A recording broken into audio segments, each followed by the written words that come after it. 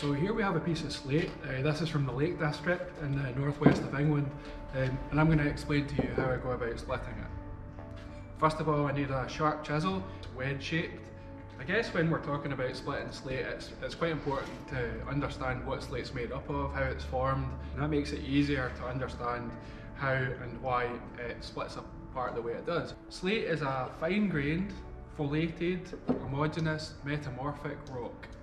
So what I'm thinking about when I'm trying to get the most out of the slate is what thickness I need first of all for the sculpture I'm making, but also what thickness the piece of slate that I've got here lends itself to. You don't want to place the chisel at the edge of the slate and split off 10mm. It's important to split in the centre so that the load's dispersed evenly. Let's go ahead and get a piece of slate and split it. We'll slow it right down so that you can see exactly what's happening.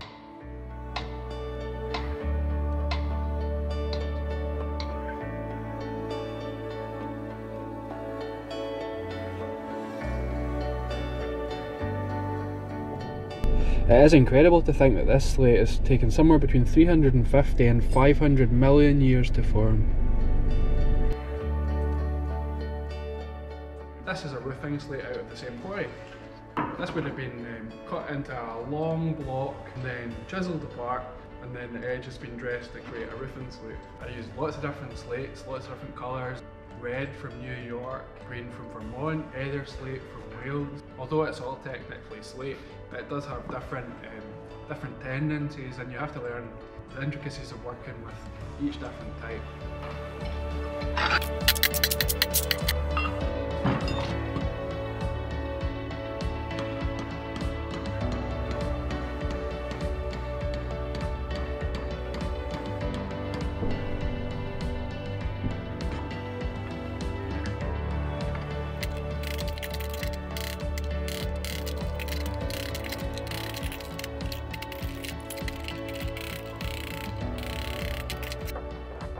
I found a few interesting things while splitting the slate, so hold on to the end of the video and I'll show you what I found.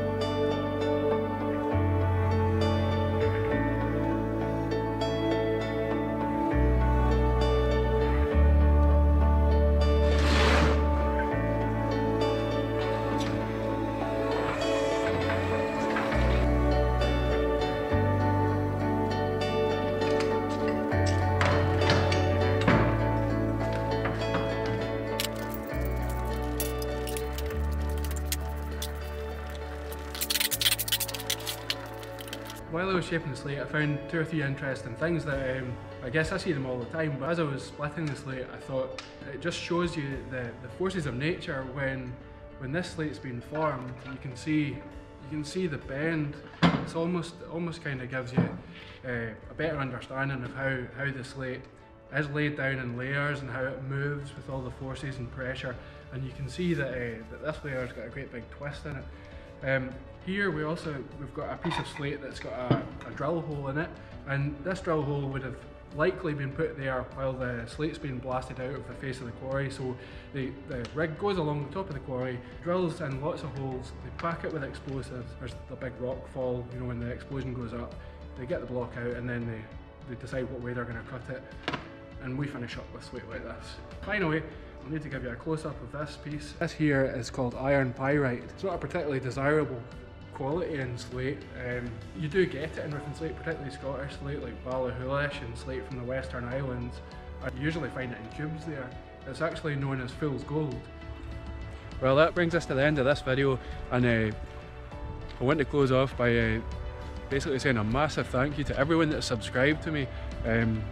It's really overwhelming. I only started the channel 6 weeks ago on the advice and the encouragement of my brother, who I'm sure a lot of you probably know him just as well as I do now.